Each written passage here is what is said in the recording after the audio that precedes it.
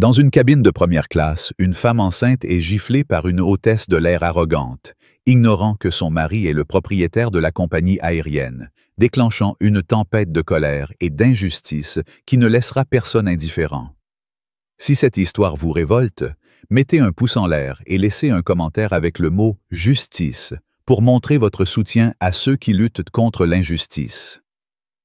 Amara, une femme enceinte de 8 mois, s'installa dans son siège 1A, un fauteuil en cuir moelleux au cœur de la cabine première classe d'un vol long courrier.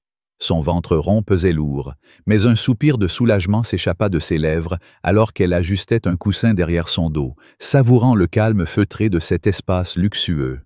Elle avait traversé l'aéroport bondé, supporté les regards curieux des autres passagers et les murmures à peine voilés sur son apparence. Une femme noire, seule, vêtue d'une robe élégante mais simple, avec des boucles d'oreilles discrètes en or. Son mari, Victor, avait insisté pour qu'elle voyage en première classe, refusant qu'elle endure l'inconfort d'un siège économique pour ce vol de 8 heures. Tout semblait parfait. Le personnel au comptoir d'enregistrement avait été courtois. L'un d'eux lui avait même proposé une assistance pour ses bagages. Amara ferma les yeux un instant, caressant doucement son ventre, impatiente de rejoindre Victor à l'autre bout du monde. Mais ce moment de paix fut brutalement interrompu par une voix tranchante, comme un éclat de verre brisé dans le silence. « Madame, vous êtes dans le mauvais siège. » Amara rouvrit les yeux, surprise, et leva la tête. Devant elle se tenait une hôtesse de l'air, Clara, dont le badge brillait sous les lumières tamisées de la cabine. Clara était l'incarnation de l'autorité froide, son uniforme bleu marine impeccablement repassé, ses cheveux blonds tirés en un chignon si serré qu'il semblait tirer sur sa peau, et ses lèvres pincées en une moue de dédain. Ses yeux bleus, perçants, fixaient Amara avec une hostilité à peine dissimulée. « Pardon ?» répondit Amara, sa voix douce mais ferme, cherchant à comprendre.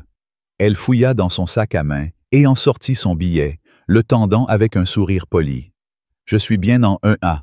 Voici mon billet. » Clara saisit le document d'un geste sec, à peine y jetant un coup d'œil avant de le lui rendre avec un rictus. « La première classe est réservée aux passagers premium. Êtes-vous certaine que ce billet est à vous? » La question prononcée avec une condescendance venimeuse fit tressaillir Amara. Elle sentit les regards des autres passagers se tourner vers elle, des murmures s'élevant comme une vague dans la cabine. Un homme en costume, assis 2 rangées plus loin, leva les yeux de son journal, observant la scène avec une curiosité détachée. Une femme plus âgée, coiffée d'un chignon gris impeccable, ajusta ses lunettes, son expression oscillant entre l'embarras et l'indifférence. Amara redressa les épaules, ses doigts se crispant légèrement sur les accoudoirs. « Oui, c'est mon billet, » répondit-elle, sa voix plus assurée. « Mon mari l'a réservé pour moi. » Clara haussa un sourcil, son sourire narquois s'élargissant. « Votre mari? Vraiment? » Elle laissa échapper un petit rire, un son aigu et méprisant qui résonna dans la cabine silencieuse. « Écoutez, je ne sais pas comment vous avez obtenu ce billet, mais vous devez vous déplacer. La première classe n'est pas pour tout le monde. » Les mots frappèrent Amara comme une gifle avant même que la main de Clara ne s'abatte. Ils étaient chargés d'un sous-entendu cruel, d'une insinuation raciste si évidente qu'elle coupa le souffle d'Amara. Elle sentit une chaleur monter dans sa poitrine, pas de honte mais de colère. « Excusez-moi » dit-elle, sa voix tremblant légèrement, non pas de peur, mais d'une rage contenue. « Vous n'avez même pas vérifié mon billet correctement. Je suis à ma place. » Clara croisa les bras, son regard glissant sur Amara, s'attardant sur son ventre rond, puis sur ses vêtements, comme si elle évaluait chaque détail pour confirmer ses préjugés. « Je n'ai pas le temps pour ces histoires, » lança-t-elle, son ton devenant plus dur. « Vous devez bouger ou je vais appeler la sécurité. » Les murmures dans la cabine s'intensifièrent, mais personne n'intervint. Amara sentit le poids des regards, certains curieux, d'autres fuyants. Elle posa une main protectrice sur son ventre, son autre main serrant le billet froissé. « Appelez qui vous voulez, » répondit-elle calmement, « mais je ne bouge pas. » À cet instant, un vieil homme assis au rang 2C, Thomas, se redressa. Ses cheveux blancs et son costume froissé lui donnaient l'air d'un grand-père bienveillant, mais ses yeux brillaient d'indignation. « Attendez 1 minute, » dit-il, sa voix tremblante mais forte. « Vous ne pouvez pas parler à cette dame comme ça, elle vous a montré son billet. » Clara pivota vers lui, son regard glacial. « Monsieur, restez en dehors de ça, ou je vous demanderai de descendre aussi. » Thomas rougit, ses mains serrant les accoudoirs, mais il se tut, vaincu par l'autorité de Clara. Matthew Amara sentit une vague de frustration l'envahir, non seulement contre Clara, mais contre l'inaction de ceux qui l'entouraient. Pourquoi personne d'autre ne parlait? Pourquoi la laissait-il seule face à cette humiliation? Clara se retourna vers Amara, ses narines frémissantes. « Dernier avertissement, siffla-t-elle, se penchant légèrement vers elle. Vous ne faites pas partie de cette classe.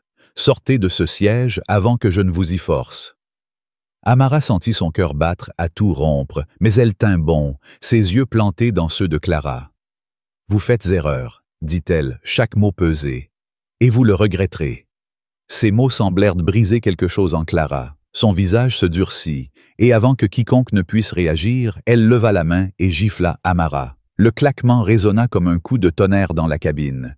Des exclamations étouffées s'élevèrent, des passagers se figèrent, certains détournant le regard, d'autres échangeant des chuchotements choqués. Amara porta une main à sa joue, la douleur cuisante irradiant dans sa peau. Ses yeux s'embuèrent, non pas de larmes, mais d'une fureur incandescente.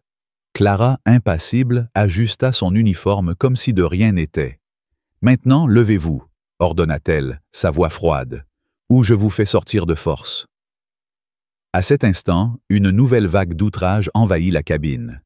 Une femme d'âge mûr, Ellen, assise au rang 1C, laissa échapper un « Mon Dieu, c'est inacceptable !» Mais Clara l'ignora, son attention fixée sur Amara, attendant qu'elle cède. Amara, cependant, ne bougea pas.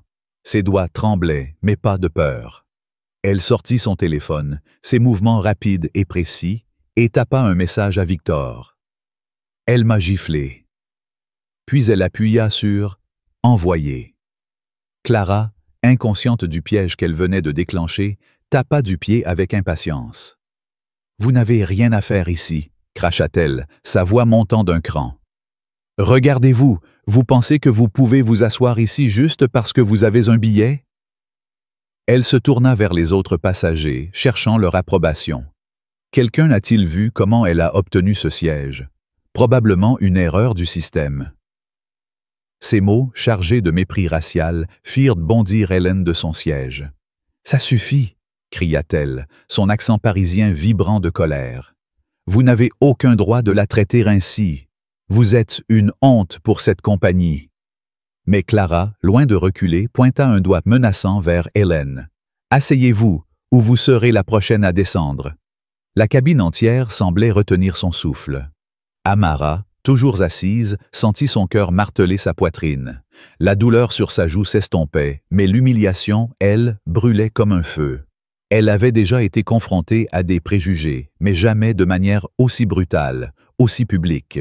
Pourtant, elle resta immobile, ses mains posées sur son ventre, son téléphone vibrant contre sa cuisse. Un message de Victor apparut. « Quel numéro de vol ?» Amara tapa rapidement les détails, ses doigts ne tremblant plus. Elle envoya le message et sentit une étrange sérénité l'envahir. Clara pouvait menacer autant qu'elle voulait, le vent tournait. « Vous voulez jouer les durs ?» lança Clara, sa voix dégoulinante de sarcasme. « Très bien, je vais chercher la sécurité. Vous ne savez pas à qui vous avez affaire. »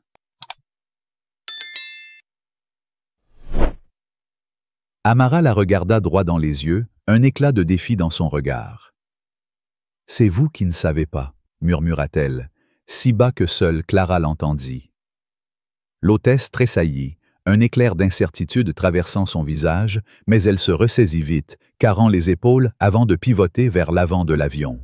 Les chuchotements des passagers éclatèrent comme une tempête. « Elle l'a vraiment giflé », murmura un homme d'affaires, ajustant nerveusement sa cravate. « C'est scandaleux », souffla une jeune femme, ses doigts serrant son téléphone comme si elle voulait filmer. Mais personne ne fit un geste pour aider Amara, et cela, plus que la gifle, la blessa profondément. Pourquoi restaient-ils tous silencieux? Était-ce si facile de fermer les yeux face à l'injustice? Hélène, toujours debout, croisa les bras, ses yeux lançant des éclairs. « Cette femme est une tyran », marmonna-t-elle à Thomas, qui hocha la tête, son visage rouge d'indignation contenue. Amara força un sourire crispé à Helen. « Merci », murmura-t-elle, mais sa voix était tendue. Elle n'était pas faible, elle n'était pas brisée, mais l'idée que personne d'autre n'ait osé défier Clara la rongeait. Soudain, le haut-parleur de la cabine crépita, brisant le brouhaha. « Mademoiselle Clara, veuillez vous présenter immédiatement dans le cockpit. » Gikou. La voix du pilote, grave et autoritaire, fit taire les murmures. Clara, qui s'apprêtait à appeler la sécurité, se figea, son visage blêmissant. Elle jeta un regard rapide à Amara, qui restait assise, immobile, ses mains croisées sur son ventre. Il y avait quelque chose dans le calme d'Amara, une assurance tranquille, qui déstabilisa Clara. Elle redressa son uniforme, tentant de reprendre contenance, et marcha d'un pas raide vers l'avant de l'avion. Les passagers échangèrent des regards, certains chuchotant avec excitation, d'autres évitant soigneusement les yeux d'Amara. Helen se rassit, mais son expression restait furieuse. « Elle va regretter ça », murmura-t-elle à Thomas, qui acquiesça lentement. Amara, elle, fixait la porte du cockpit, son cœur battant plus calmement maintenant. Elle savait que Clara venait de commettre l'erreur de sa vie. À l'intérieur du cockpit, l'atmosphère était électrique. Le pilote, le commandant Laurent, était assis dans son fauteuil, son visage habituellement placide maintenant crispé par une colère contenue. À côté de lui, sur l'écran du téléphone de bord, apparaissait le visage de M. Dubois, un haut dirigeant de la compagnie aérienne. Clara entra, ses talons claquant sur le sol, mais son assurance habituelle vacillait. « Vous m'avez demandé, commandant ?» dit-elle, croisant les bras pour masquer son malaise. Laurent ne perdit pas de temps. « Mademoiselle Clara, nous venons de recevoir un appel urgent du bureau exécutif. Une passagère de première classe a été agressée par une hôtesse. Pouvez-vous expliquer cela ?» Le mot « agressé » fit blêmir Clara. Elle ouvrit la bouche, mais aucun son n'en sortit immédiatement. Puis, elle haussa les épaules, tentant de minimiser. C'était une simple question de discipline. Elle refusait de quitter un siège qui n'était pas le sien. J'ai géré la situation. La voix de Dubois, froide comme la glace, retentit à travers le haut-parleur. Gérer? En mettant la main sur une passagère? Clara serra la mâchoire, ses joues rosissant. Monsieur, j'essayais simplement de maintenir l'ordre en première classe. Elle n'avait pas sa place là-bas. Laurent échangea un regard avec Dubois, puis se pencha légèrement, sa voix basse mais tranchante. « Avez-vous vérifié son billet avant de lui ordonner de bouger ?» Clara déglutit, ses lèvres s'entr'ouvrant sans qu'aucun mot ne sorte. Le silence qui suivit était assourdissant. Dubois reprit, sa voix comme une lame. « Vous avez expulsé Amara Diallo de son siège. Savez-vous qui est son mari ?» Clara sentit son estomac se nouer. Ce nom, Diallo, lui semblait vaguement familier, mais elle ne pouvait pas le replacer. Laurent ne la laissa pas dans l'ignorance. Son mari est Victor Diallo, le propriétaire de cette compagnie aérienne. Le visage de Clara devint livide. Le bourdonnement des moteurs semblait soudain plus fort, oppressant. « Vous venez d'agresser la femme de l'homme le plus puissant de cette entreprise », ajouta Dubois, sa voix d'un calme terrifiant. « Et vous l'avez fait devant une cabine entière de témoins. » Clara sentit ses mains devenir moites. Ses jambes semblaient prêtes à céder sous elle. Laurent soupira, son regard dur.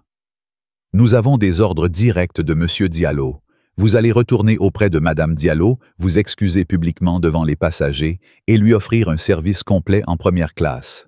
Et quand cet avion atterrira, vous rendrez des comptes au conseil exécutif. » Clara entendit à peine la fin de la phrase. Son esprit tournoyait. Elle avait humilié Amara Diallo. Elle avait levé la main sur la femme du propriétaire. Sa carrière, tout ce pourquoi elle avait travaillé, vacillait au bord du gouffre. Elle quitta le cockpit, ses mains tremblantes, ses jambes lourdes. En revenant dans la cabine, elle sentit immédiatement le changement d'atmosphère. Les murmures s'étaient amplifiés, les regards des passagers plus appuyés. Quelques minutes plus tôt, elle était celle qui contrôlait tout, qui donnait des ordres, qui décidait qui méritait quoi. Maintenant, elle était celle que l'on jugeait. Amara n'avait pas bougé.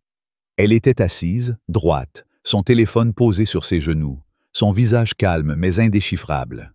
Clara déglutit, s'approchant à contre-cœur. Elle s'agenouilla légèrement à côté du siège d'Amara, l'humiliation brûlant chaque fibre de son être. « Madame Diallo, commença-t-elle, sa voix rauque.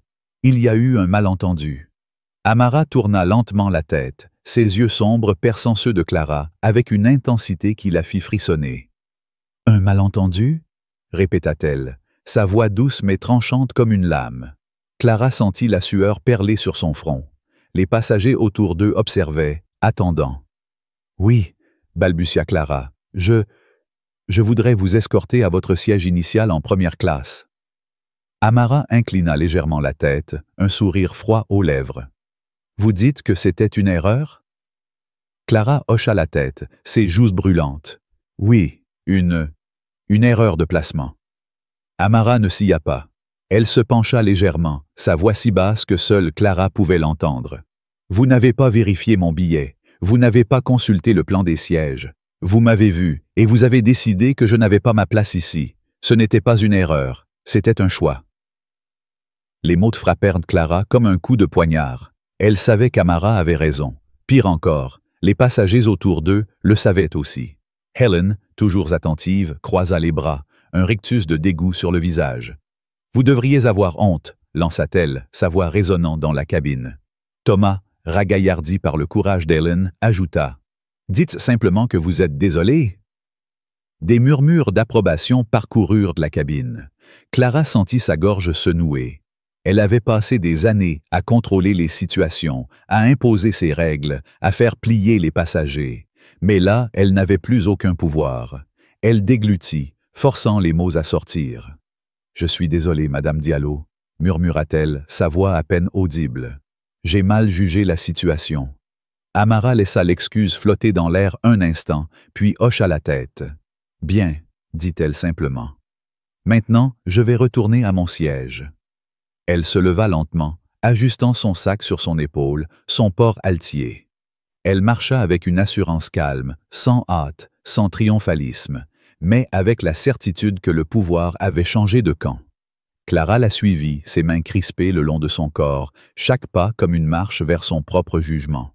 Les passagers, qui étaient restés silencieux lorsqu'Amara était humiliée, la regardaient maintenant avec un mélange de curiosité et de honte. Personne ne parlait, mais l'air vibrait d'une tension palpable. Amara s'installa à nouveau dans son siège 1A, ajustant le coussin avec des gestes délibérés. La douleur sur sa joue s'était estompée, remplacée par une résolution froide. Clara resta debout à côté d'elle, mal à l'aise, ne sachant que faire. « S'il y a quoi que ce soit dont vous avez besoin, Madame Diallo, » commença-t-elle, mais Amara l'interrompit d'un regard. « Vous ne m'avez rien offert quand je me suis assise la première fois, » dit-elle, sa voix posée mais cinglante. « Pas d'eau, pas de salutation, rien. Vous avez accueilli tous les autres passagers de première classe avec un sourire, mais pas moi. Et maintenant, vous voulez m'offrir quelque chose? » Hélène laissa échapper un petit rire, ses yeux pétillants de satisfaction. « Elle a raison, » murmura-t-elle à Thomas, qui hocha la tête. Clara rougit, cherchant une réponse, mais aucun mot ne vint. Amara la fixa un instant de plus, puis ajouta « Je prendrai une eau pétillante. » Clara hocha la tête, soulagée d'avoir une excuse pour s'éloigner. Elle se précipita vers la cuisine, ses mains tremblant alors qu'elle versait l'eau dans un verre. Une jeune hôtesse, Lily, qui avait observé toute la scène en silence, la regarda avec un mélange de pitié et de mépris. « Ça ne s'est pas bien passé, hein? » murmura-t-elle. Clara lui lança un regard noir. « Occupe-toi de tes affaires, » siffla-t-elle. Lily haussa les épaules, un sourire en coin. « Je dis juste, tu as choisi la mauvaise personne à humilier. » Clara ignora la remarque, saisissant le plateau avec l'eau pétillante et retournant en première classe. Elle posa le verre sur la tablette d'Amara, ses mains toujours tremblantes. Amara prit le verre, mais au lieu de boire, elle leva les yeux vers Clara. « Au fait, » dit-elle, sa voix légère, presque conversationnelle, « j'ai envoyé un message à mon mari à votre sujet. » Clara sentit son estomac se tordre. Amara fit tournoyer le verre, observant les bulles. Il n'était pas content. Clara força un sourire crispé. « Je vois, » murmura-t-elle. Amara la fixa, son regard perçant. « Vraiment? Parce que je ne pense pas que vous réalisiez à quel point vous êtes dans le pétrin. » Elle prit une gorgée d'eau, son calme olympien contrastant avec la panique grandissante de Clara. L'hôtesse recula, son cœur battant à tout rompre. Elle se réfugia dans la cuisine, ses pensées tourbillonnant. Elle avait toujours cru qu'elle contrôlait tout dans cette cabine, que son autorité était absolue. Mais maintenant, elle sentait le sol se dérober sous ses pieds. Lily, toujours là, la regarda s'éloigner avec un soupir. « Tu l'as cherché », murmura-t-elle, secouant la tête. Dans la cabine, Amara reposa son verre et ouvrit le magazine de bord, feuilletant les pages avec une nonchalance étudiée. Mais à l'intérieur, elle savait que le cauchemar de Clara ne faisait que commencer. Les passagers, qui avaient été si silencieux lorsqu'elle était humiliée, commençaient maintenant à murmurer entre eux, leurs regards oscillant entre Amara et l'avant de l'avion. Helen se pencha vers Thomas. « Cette femme, » dit-elle, sa voix vibrant d'indignation, « elle n'a aucune idée de ce qu'elle vient de déclencher. » Thomas hocha la tête, ses yeux fixés sur Amara. « Elle va payer cher, » murmura-t-il. Amara, elle, restait immobile, son calme masquant une tempête intérieure. Elle n'avait aucune idée de ce que Victor préparait, mais une chose était sûre. Clara avait sous-estimé la mauvaise personne, et elle allait bientôt découvrir à quel point cette erreur allait lui coûter cher. La cabine entière semblait attendre, suspendue dans une tension palpable, alors que l'avion poursuivait son vol, emportant avec lui une injustice qui ne resterait pas impunie. La cabine de première classe vibrait d'une tension palpable, comme un orage prêt à éclater. Amara Diallo, toujours assise dans son siège 1A, feuilletait le magazine de bord avec une nonchalance feinte, mais ses yeux sombres brillaient d'une détermination froide.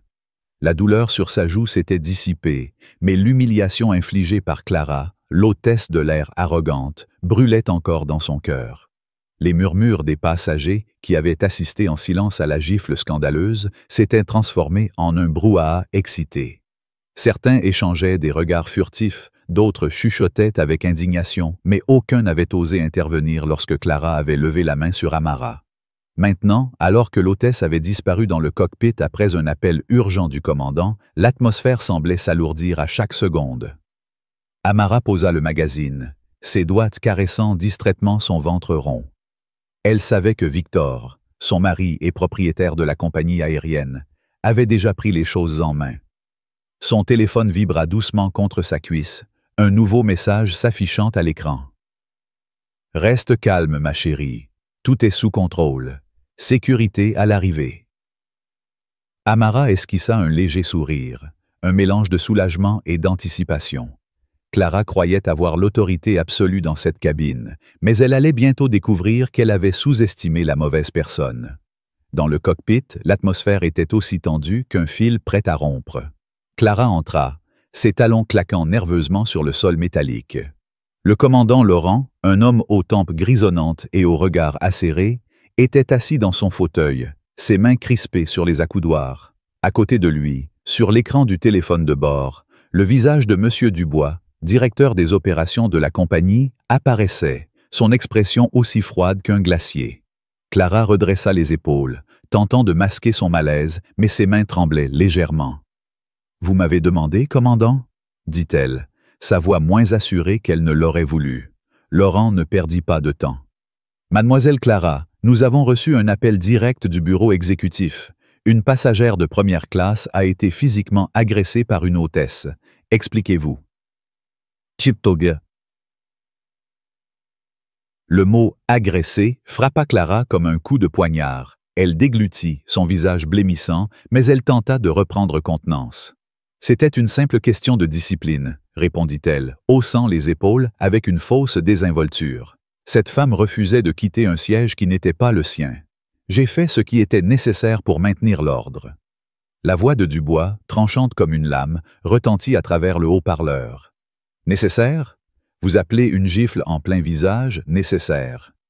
Clara sentit son estomac se nouer. Elle ouvrit la bouche pour répondre, mais Dubois ne lui laissa pas le temps. Vous avez mis la main sur une passagère enceinte, devant une cabine entière de témoins. Vous appelez ça maintenir l'ordre? Clara serra les poings, ses ongles s'enfonçant dans ses paumes. « Monsieur, elle n'avait pas sa place en première classe !» s'exclama-t-elle, sa voix montant dans les aigus. « Je connais les passagers premium, et elle, Elle ne correspondait pas au profil. Un silence glacial s'abattit sur le cockpit. Laurent échangea un regard avec Dubois, ses lèvres se pinçant en une ligne dure. « Le profil ?» répéta-t-il, sa voix basse mais chargée de mépris. « Et quel est ce profil, mademoiselle Clara? Expliquez-nous. » Clara sentit la sueur perler sur son front. Elle réalisa trop tard qu'elle s'était trahie. « Je veux dire, elle semblait hors de place, » balbutia-t-elle. « J'ai pensé qu'il y avait une erreur dans le système de réservation. » Dubois intervint, sa voix d'un calme terrifiant. « Vous n'avez pas vérifié son billet, n'est-ce pas? Vous n'avez pas consulté le plan des sièges. Vous avez vu Madame Diallo et vous avez décidé, sans preuve, qu'elle ne méritait pas d'être là. » Clara sentit ses jambes vaciller. Elle ouvrit la bouche pour protester, mais aucun mot ne vint. Le commandant Laurent se pencha légèrement, son regard perçant. « Savez-vous qui est Madame Diallo? » Clara cligna des yeux, son cœur battant à tout rompre. « Une passagère, » murmura-t-elle, sa voix tremblante. Laurent secoua la tête, un rictus amer aux lèvres. « Elle est Tamara Diallo, l'épouse de Victor Diallo, le propriétaire de cette compagnie aérienne. » Le monde sembla s'effondrer autour de Clara. Le bourdonnement des moteurs devint assourdissant, comme s'il résonnait dans sa tête. Elle sentit ses mains devenir moites, son souffle se couper. « Vous avez agressé la femme de l'homme qui possède chaque avion, chaque siège, chaque uniforme que vous portez, » ajouta Dubois, sa voix comme un couperet. « Et vous l'avez fait en public, devant des témoins qui n'oublieront pas ce qu'ils ont vu. » Clara sentit une vague de panique l'envahir. Elle tenta de se défendre, sa voix montant dans une tentative désespérée. « Mais elle m'a provoqué !» cria-t-elle. « Elle a refusé de bouger, elle a défié mon autorité. J'ai agi pour protéger l'intégrité de la première classe. » Ces mots, loin de l'absoudre, ne firent qu'aggraver son cas. Laurent frappa du poing sur le tableau de bord, faisant sursauter Clara. « Protéger l'intégrité ?» rugit-il. « Vous avez humilié une femme enceinte, vous l'avez giflée, et maintenant vous osez rejeter la faute sur elle ?» Dubois, toujours calme, ajouta. « Nous avons des images de la caméra de surveillance de la cabine. Elles montrent tout, votre geste, vos paroles, votre mépris. Voulez-vous que nous les regardions ensemble ?» Clara sentit ses jambes céder sous elle. Elle s'appuya contre la paroi du cockpit, son souffle court. « Je ne savais pas qui elle était, » murmura-t-elle, sa voix brisée. « Et cela justifie votre comportement ?» rétorqua Dubois. « Vous avez jugé une passagère sur son apparence, sur votre propre préjugé. Cela n'a rien à voir avec son identité. » Laurent se leva, son imposante stature emplissant l'espace réduit du cockpit. « Voici ce qui va se passer, » dit-il, chaque mot pesé. « Vous allez retourner dans la cabine, vous allez vous excuser publiquement auprès de Madame Diallo, devant tous les passagers. Vous lui offrirez un service complet en première classe. Et quand cet avion atterrira, vous serez escorté pour rendre des comptes au conseil exécutif. » Clara sentit des larmes de rage et de honte monter à ses yeux, mais elle les ravala. « Et si je refuse ?»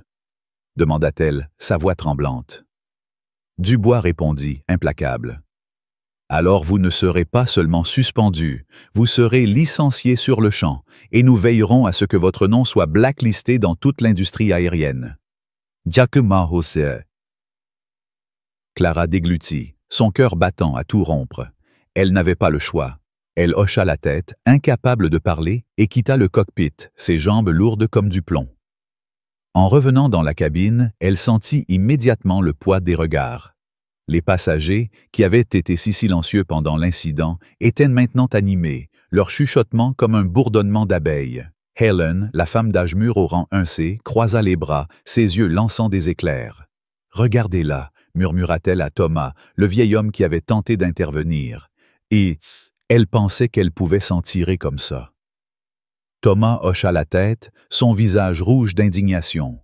« C'est une honte » marmonna-t-il. Amara, toujours assise, n'avait pas bougé. Son calme était presque surnaturel, comme si elle savait exactement ce qui allait se passer. Clara s'approcha, ses mains tremblantes, et s'agenouilla à côté de son siège.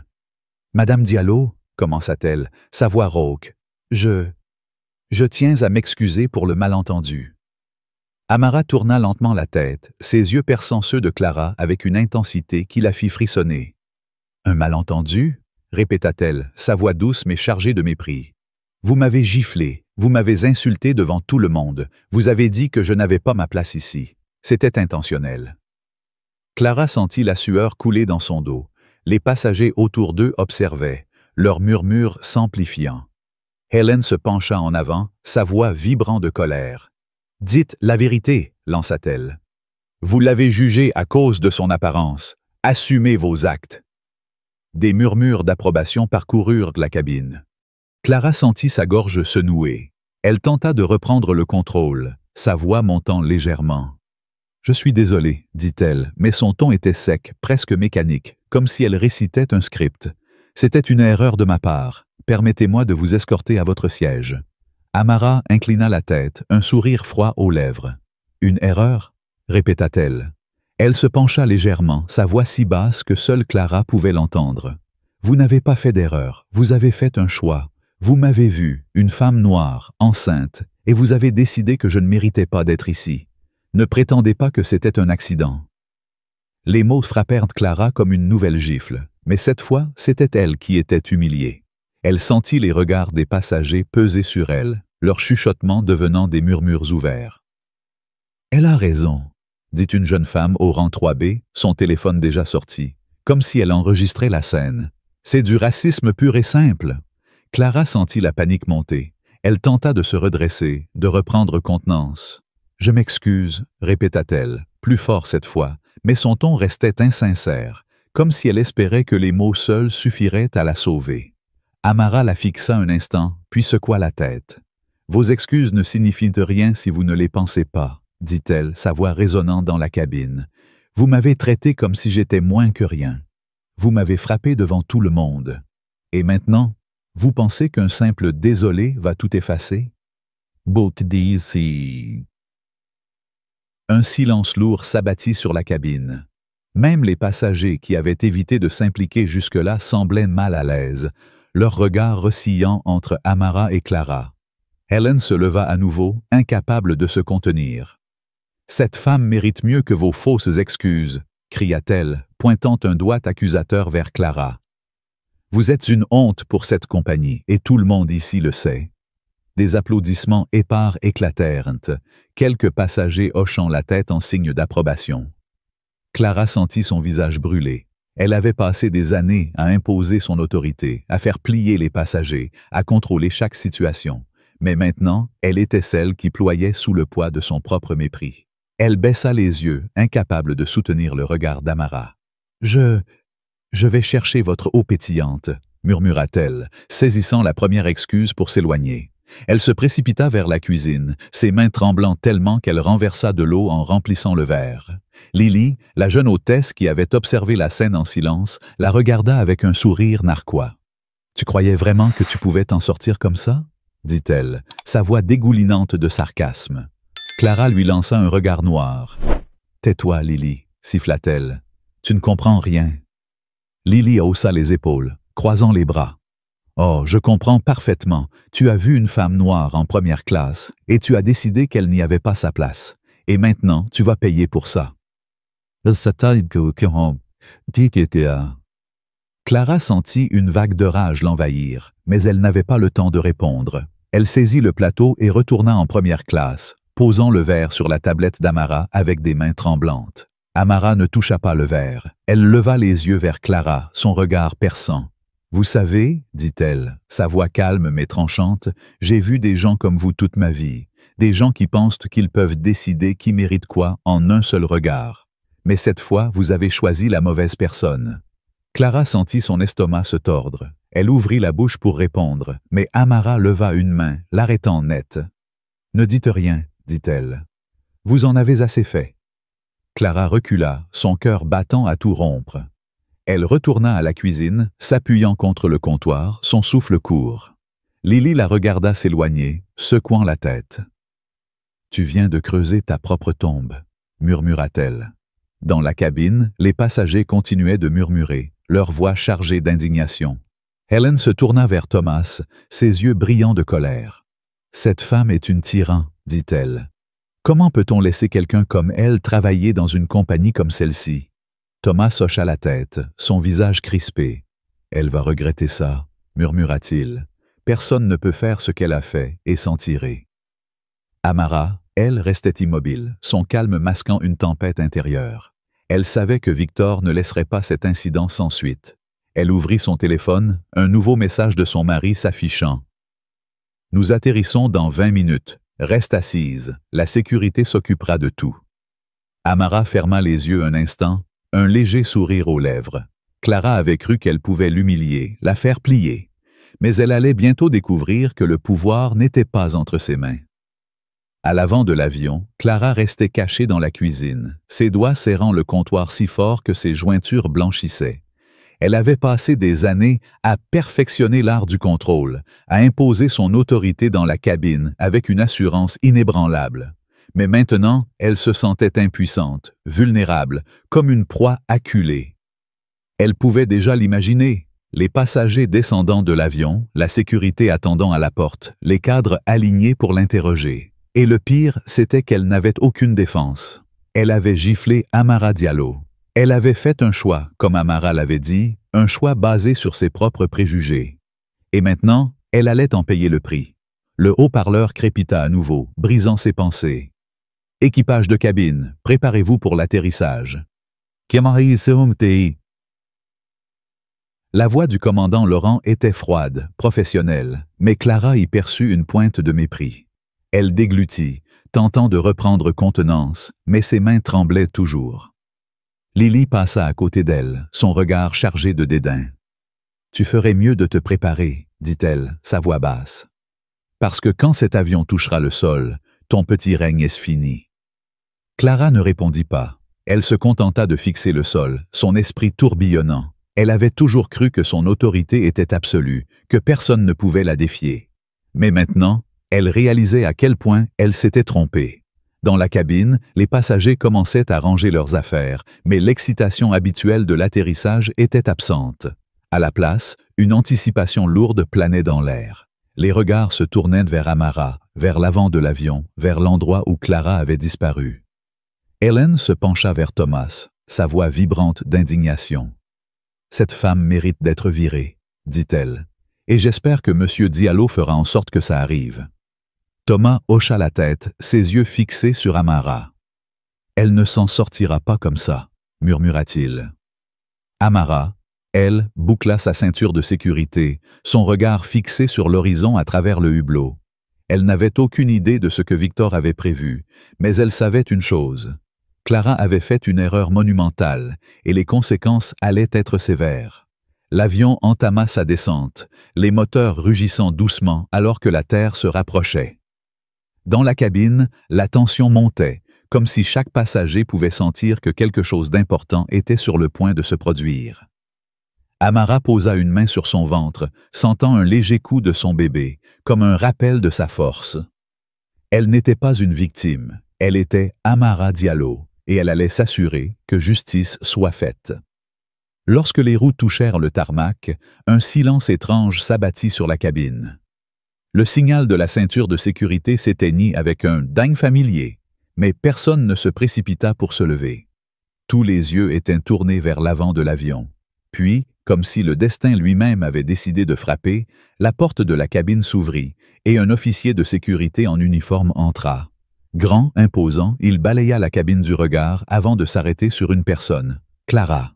« Mademoiselle Clara, dit-il, sa voix grave et sans appel, vous devez venir avec nous. » Les murmures éclatèrent comme une tempête. « C'est à cause de ce qu'elle a fait, » chuchota une femme au fond de la cabine. « Elle est finie, » murmura un homme d'affaires, un sourire satisfait aux lèvres. Clara émergea de la cuisine, son visage blême, ses mains tremblantes. Elle tenta de redresser les épaules, de reprendre son air autoritaire, mais il était trop tard. Elle n'était plus celle qui donnait les ordres. Elle était celle qui devait obéir. « Y a-t-il un problème ?» demanda-t-elle, sa voix tremblante. L'officier la fixa, impassible. « Des rapports font état d'une agression sur une passagère de première classe. Monsieur Diallo a requis une enquête officielle. Vous devez nous suivre pour un interrogatoire. » Et le silence qui suivit fut assourdissant.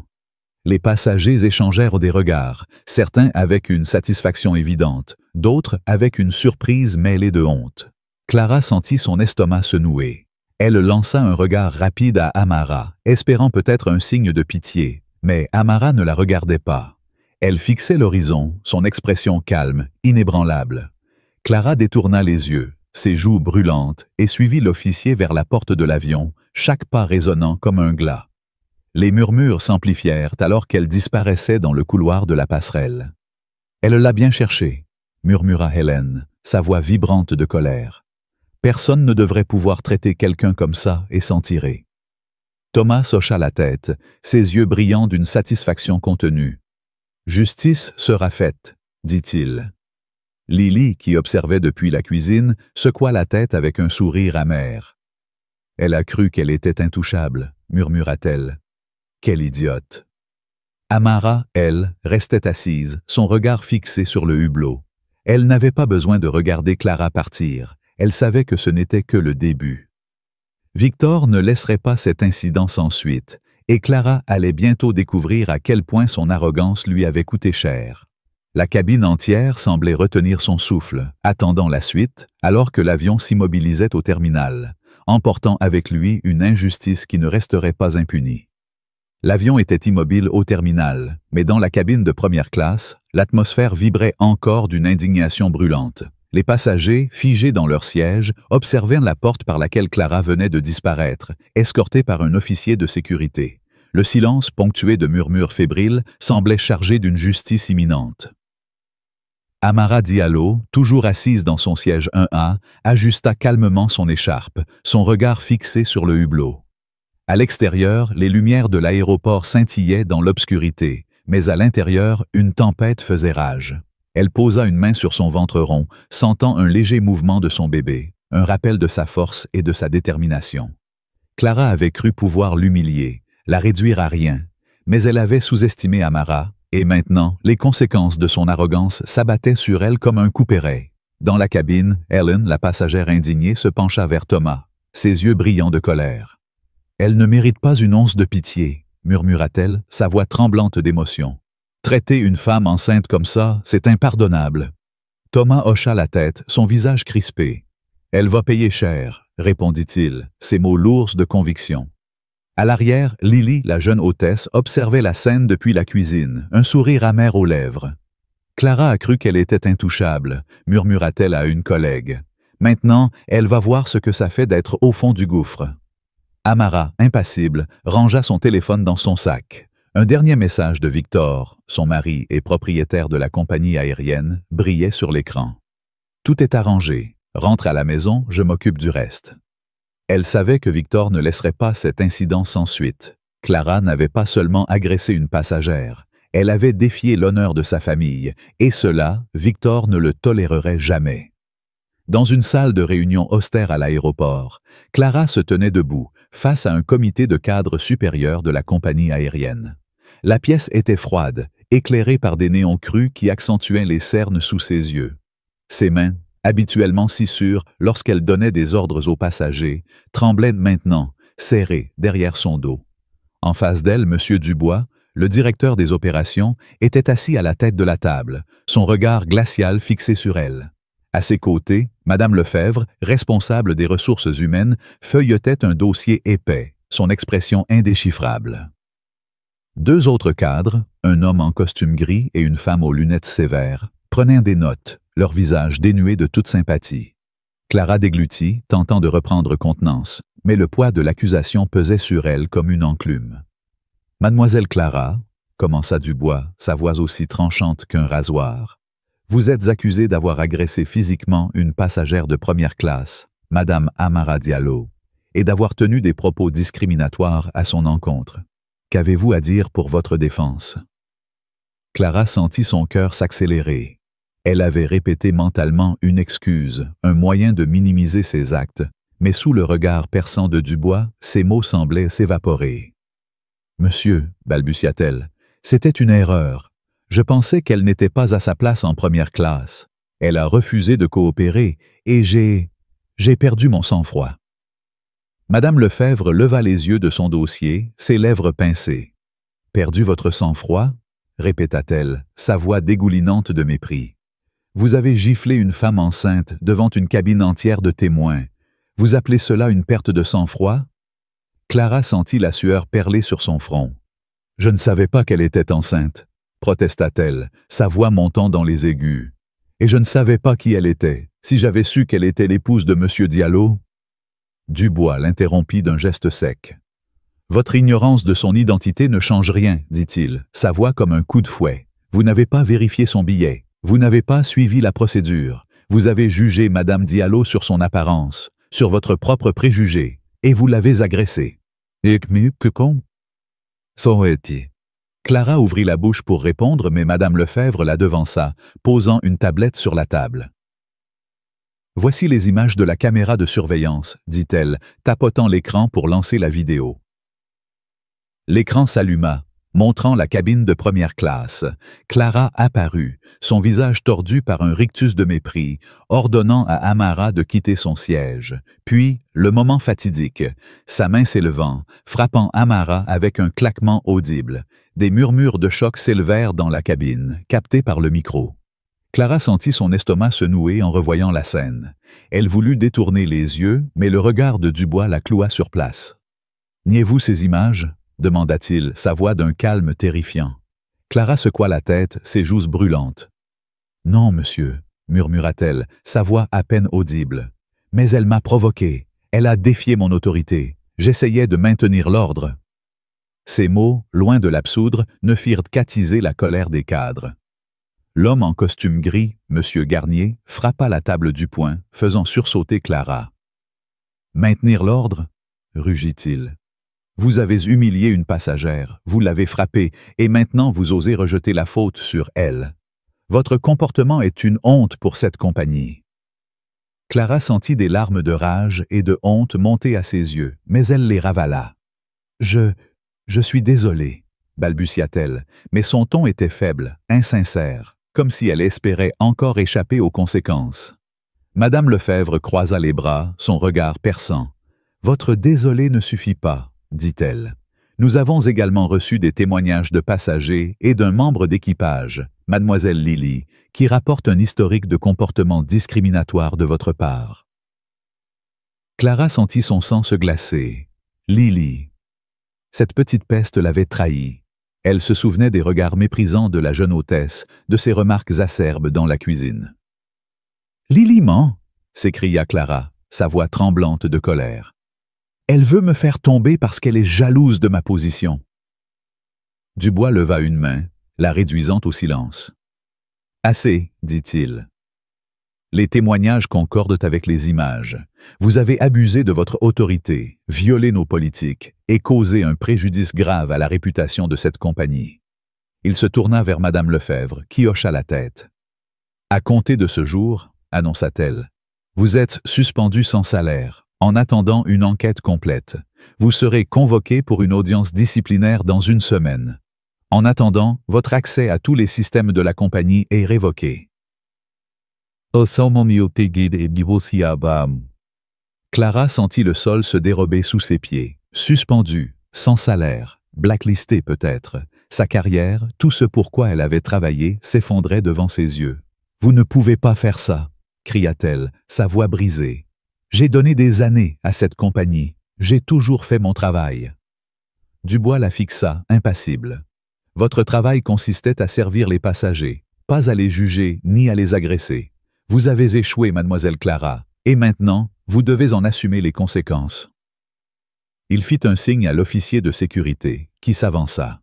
« Escortez-la hors des locaux, » ordonna-t-il. Clara sentit une vague de panique l'envahir alors que l'officier la saisissait doucement par le bras. « Non, attendez !» supplia-t-elle, mais ses mots se perdirent dans l'air. Elle fut conduite hors de la salle, ses talons claquant sur le sol, chaque pas résonnant comme un glas. Dehors, dans le couloir de l'aéroport, elle s'effondra contre un mur, son souffle court, ses mains tremblantes. Elle avait tout perdu, son poste, sa réputation, son pouvoir. Et le pire était encore à venir. Le lendemain, l'incident fit la une des réseaux sociaux. Une passagère, la jeune femme du rang 3B, avait publié une vidéo partielle de la confrontation, capturée discrètement sur son téléphone. La vidéo, bien que floue, montrait Clara ordonnant à Amara de quitter son siège, puis le moment où sa main s'élevait. Le hashtag #JusticePourAmara devint viral en quelques heures, partagé par des milliers d'internautes indignés. « Comment une compagnie aérienne peut-elle permettre ça ?» écrivait un utilisateur. « Cette hôtesse doit être virée. » Les commentaires étaient implacables. Racisme pur et simple. Honte à elle. Amara mérite justice.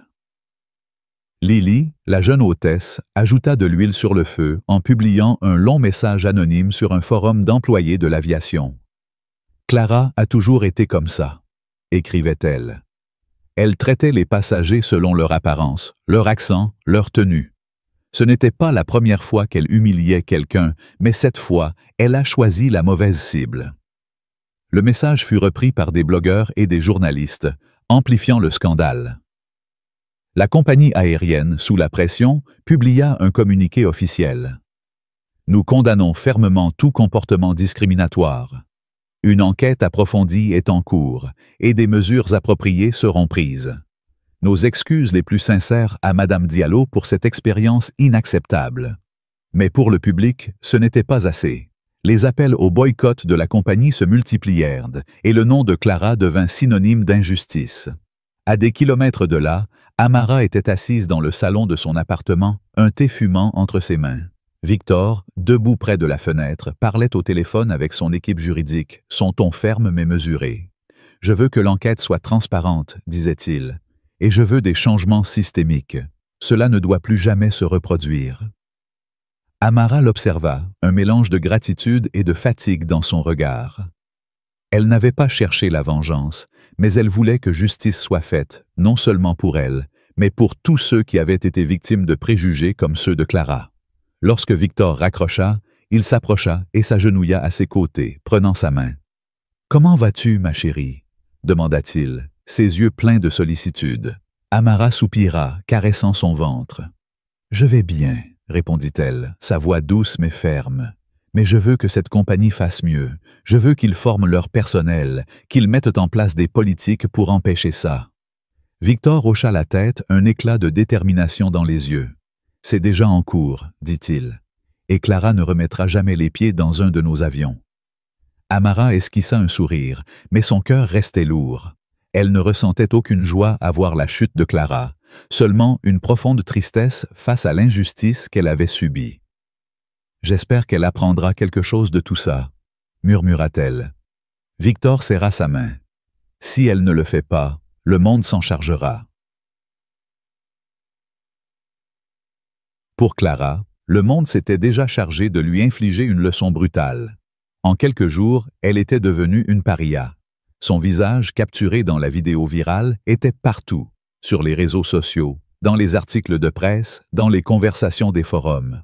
Elle avait désactivé ses comptes en ligne, mais les messages de haine continuaient d'arriver, glissés sous sa porte, envoyés à son ancien employeur. « Raciste! Démissionne! Tu mérites pire! » Elle passait ses journées cloîtrées chez elle, les rideaux tirés, son téléphone éteint. Mais le silence était pire que les insultes. Il la forçait à affronter la vérité. Elle avait fait un choix, comme Amara l'avait dit, un choix basé sur ses préjugés, et maintenant, elle en payait le prix. Une nuit, incapable de dormir, elle alluma son ordinateur et tapa le nom d'Amara Diallo. Des articles apparurent, décrivant Amara comme une femme d'affaires accomplie, une philanthrope, une mère en devenir. Clara sentit une boule se former dans sa gorge. Amara n'était pas seulement l'épouse de Victor Diallo. Elle était une femme brillante, puissante, quelqu'un que Clara n'avait même pas pris la peine de connaître avant de la juger. Pour la première fois, Clara ressentit autre chose que de la peur ou de la colère. Elle ressentit de la honte, profonde et dévorante. Quelques semaines plus tard, Clara reçut une convocation pour son audience disciplinaire. Elle s'y rendit, les épaules voûtées, son assurance d'antan disparut. La salle était la même, mais l'atmosphère était encore plus lourde. Dubois et Madame Lefebvre étaient présents, ainsi qu'un avocat de la compagnie. « Mademoiselle Clara, » commença Dubois, « l'enquête a confirmé les accusations portées contre vous. Votre comportement a violé nos politiques et causé un préjudice grave à notre réputation. Avez-vous quelque chose à dire avant que nous ne rendions notre décision? Clara déglutit, ses mains serrées sur ses genoux. Elle avait préparé un discours, une dernière tentative pour sauver sa carrière, mais les mots lui semblaient vides. Au lieu de cela, elle baissa les yeux, sa voix tremblante. « Je sais que ce que j'ai fait était mal, » murmura-t-elle. « J'ai jugé Madame Diallo sans raison. J'ai laissé mes préjugés prendre le dessus. Je ne peux pas défaire ce que j'ai fait, mais je suis désolé, vraiment. » Un silence suivit, chargé de tension. Madame Lefebvre échangea un regard avec Dubois, puis prit la parole. « Votre regret arrive trop tard, dit-elle. Vous êtes licencié, avec effet immédiat. Votre nom sera signalé aux autorités compétentes pour d'éventuelles poursuites civiles. » Clara hocha la tête, incapable de parler. Elle quitta la salle, ses jambes lourdes, son avenir incertain. Dehors, elle s'arrêta, regardant le ciel gris. Pour la première fois, elle se demanda ce qu'elle allait faire de sa vie. Comment elle pourrait réparer le mal qu'elle avait causé? 1 an plus tard, Clara se tenait dans une petite salle communautaire, face à un groupe d'employés de l'aviation. Elle portait un chemisier simple, ses cheveux détachés, loin de l'uniforme impeccable qu'elle arborait autrefois. « Je m'appelle Clara », commença-t-elle, sa voix tremblante mais claire. « Et il y a 1 an, j'ai fait une erreur qui a changé ma vie. J'ai jugé une passagère, Amara Diallo, sur son apparence. Je l'ai humiliée, je l'ai agressée. J'ai perdu mon travail, ma réputation, mais surtout, j'ai perdu ma propre humanité. » Les participants l'écoutaient en silence, certains avec curiosité, d'autres avec méfiance. « Je suis ici parce que je veux changer, » continua-t-elle. « Je veux apprendre, comprendre mes préjugés et aider à faire en sorte que personne d'autre ne fasse ce que j'ai fait. »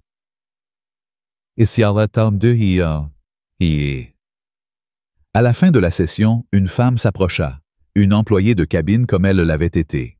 « Ce que vous avez fait était horrible, » dit-elle. « Mais le fait que vous soyez ici, que vous parliez, ça veut dire quelque chose. » Clara hocha la tête, les larmes aux yeux.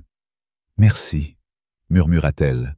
Ce n'était qu'un début, un pas hésitant vers la rédemption, mais pour la première fois, elle sentit un espoir fragile.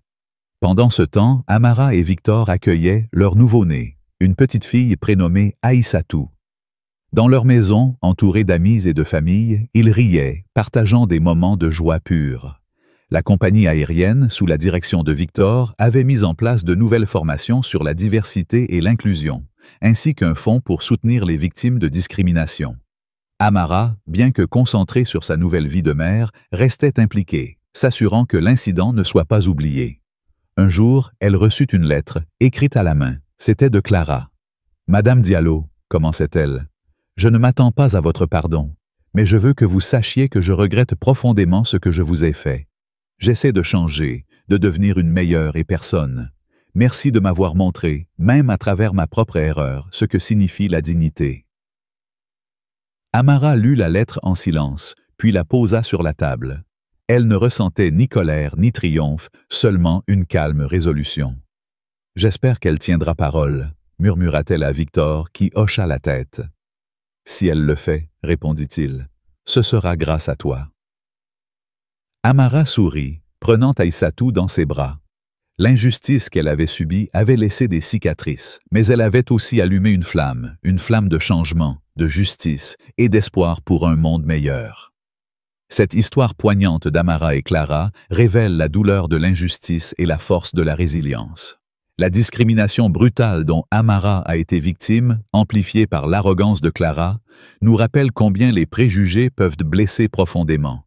En France, où l'égalité est une valeur chérie, cette histoire résonne comme un appel à la vigilance. La leçon est claire.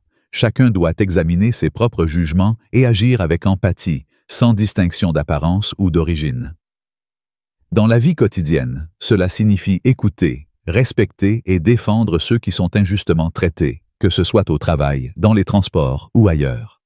Clara, par sa chute, nous enseigne que l'orgueil et le mépris mènent à la ruine, mais aussi que le changement est possible à travers l'humilité. Amara, par sa dignité, nous inspire à rester forts face à l'adversité. Appliquons ces valeurs, soyons justes, solidaires et ouvert d'esprit. Si cette histoire vous a touché, mettez un pouce en l'air, partagez-la pour sensibiliser, abonnez-vous pour plus de contenu inspirant et laissez un commentaire avec « Justice » pour soutenir la lutte contre l'injustice.